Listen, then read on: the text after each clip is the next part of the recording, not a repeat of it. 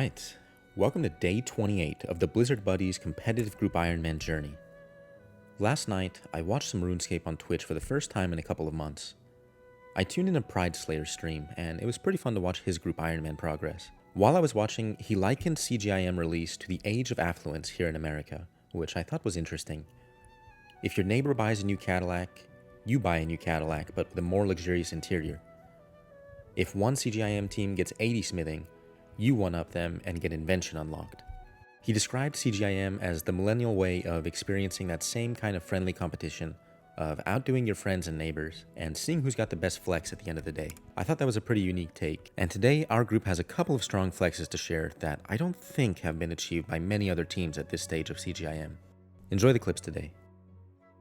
I'm going to reveal how bad an Ironman I've been, but I have not done a Nei Forest run at all since starting this account. It's not really a D&D that I've been super familiar with in all the time I've been playing RS. It's been made clear to me recently how strong it is for this kind of early to mid-game prayer training. And additionally, you also get Gobi reputation, which is going to be important for later. We are going to want to be doing 4-man raids once we get appropriate gear for that. So for those who are not familiar with the Nei Forest D&D, you can just come to Mazcap here, and all the way to the west there's a randomly generated forest that will have these skilling nodes that are very quick to interact with. I think they have 9 per day that will train various skills, including prayer, farming, mining, and maybe there's a couple of others. But what you can do is you can look on Reddit, or on Alt1 apparently, r/Nei Forest. There'll be a map just like this that will show you a world with the maximum amount of these skilling nodes. So in this case, there are 4 prayer nodes, 3 farming nodes, a mining, and a dungeoneering node. And each of them are giving about 4,000 experience in prayer. So by the end of this, it's like 16,000 experience in prayer for about 5 minutes of work. So definitely wish I was doing this from the start of my account. But better to start it late than never. Yesterday I mentioned that Accident has a really strong Glacier Streak going and that he's likely to be finishing the Iceborn title today. So I've got a handful of clips from his streak. Unfortunately, my OBS is not reliable when it comes to recording the group's audio for some reason. So some of the clips have the group audio and some of them don't. I really am not sure what causes this discrepancy. But starting off the day, his streak was at 440 in rage with a 37 kill streak. You can see he's got a lot of crystal keys in the chest, some summoning focus, a lot of alkaballs, and a big fat cash stack of over 7 million coins. And at this stage of the game, that is no joke. His kills are pretty slow, but that's to be expected with the gear and not having overloads or a damage boosting familiar or anything like that. So to be quite honest, I was surprised that he's made it this far. We were all hanging out in voice chat, and after every kill we would take turns guessing what the loot was going to be before he opened the interface. I was guessing that he was going to get a Wen book on most of the kills. I was expecting to see the spoon, but got something that's arguably even better. At 40 kill streak, 470 in rage, he pulls the uncut onyx. So the 3 of us were really excited when we saw that. Getting these early onyxes is going to be big. You got things like Ring of Fortune available. You've got the uncut onyx requirement for the tier 90 Keeley's tasks. A lot of good things to be doing with an onyx at this stage of the game. So while the kills were looking dicey, especially with the kill time and this gear, we were hopeful that he was going to be able to pull it off, get the 500% in rage, claim the onyx, and share some of his alkaballs with everyone. A few kills later, he gets up to 495 in rage, so he's guaranteed to get the Iceborn title on the very next kill, no matter what happens. And he even gets such a big coin drop, getting the first green stack on the account. But being 495 in rage, having the Iceborn title guaranteed at this point, I did make a suggestion to Accident, so listen for yourselves. I'll tell you what might be smart is maybe it's worth it to claim right now, because you're guaranteed to get your 500 anyway. He disagreed with me, claiming the content was going to be better, and decided to send it to try and get that Iceborn title on his very first streak on the account. For better or worse, the audio once again corrupted here. So he lost out on the reaction, but it might be for the best as it was a pretty loud reaction and actually startled me when it happened. So instead I played something that fairly adequately mirrors the experience we had on that Discord call. And well, this happened.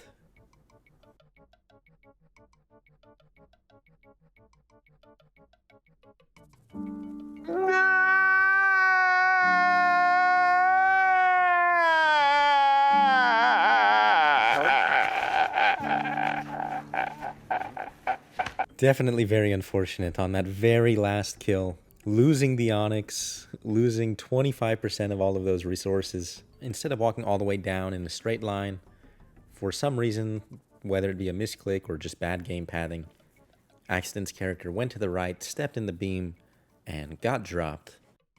So we were all bummed about losing the Onyx, but that wasn't going to stop Mr. Accident. He had to go back, get the revenge, and get the 500% kill. So here's the clip of that and a little bit of discussion afterwards. Oh! There he goes. If only I did it the first time. Look at that food usage. That was pretty good. Hopefully you get an Onyx now to make up for that. Make up? Excuse me? I'm gonna feed you guys all with your stone spirits, nests, and Bainite stone spirits. Oh god, good streak. Died on the 500 attempt to poor Jagex pathing mechanics. Better loot it before your tortoise dies. Was at like, what was the kill streak, like 46? And my team is angry as fuck at me for it.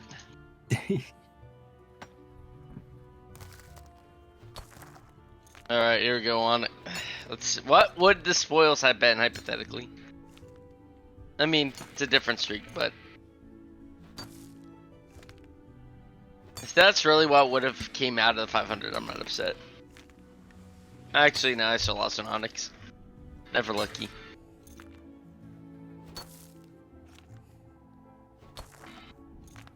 That was an interesting experience. Throw on that title. Yes. The Iceborn of the Blizzard Buddies.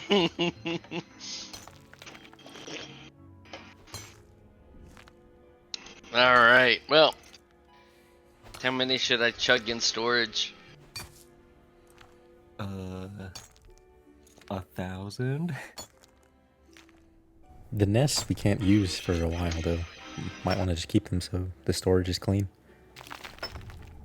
I can make. You have 81 already? What the? Yeah, 82. Oh. I just need the toad flax though. I'm using the nests. Or I mean, keys. While Accident was opening his crystal keys, I had one Triskelion key that I got from my metamorphic geode, so I figured I'd go open that. And I actually ended up learning something interesting about crystal keys while listening to Chillz and Accident talk on VC. But apparently you can actually one-tick loot crystal keys. And the bank all button on the same tick every tick. How do you do? What the fuck? Yeah, it's a lot of clicking and a lot of mouse movement. Oh, you mean like this?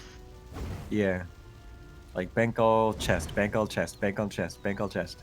Every Yeah. 0.6 seconds. I get the idea.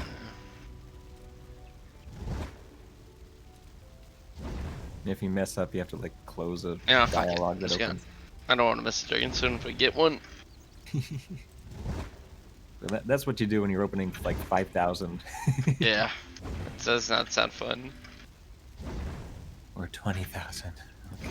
A little update from Mr. Ant as well. He's been cruising through archaeology, making a lot of progress, leading the group far and away in that department. He's getting really close to unlocking the gates of Eladinis boss, which is going to be even more huge for the group. The potential of getting early scriptures or skilling offhands is pretty exciting.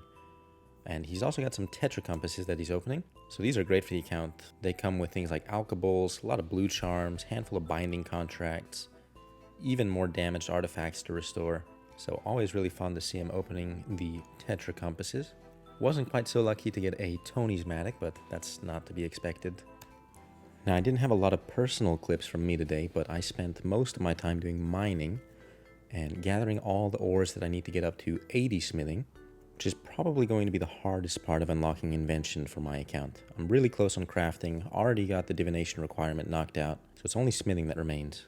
But before I make them into bars, I'm going to get my level up to 74 smithing, doing just a couple sets of burial necronium sets, And that way at 74, I get the extra bar chance. So you get like 10% more bars when you're smelting those. And that saves a lot of time mining whenever you have 1,000 ores already mined. It's like 100 bars for free.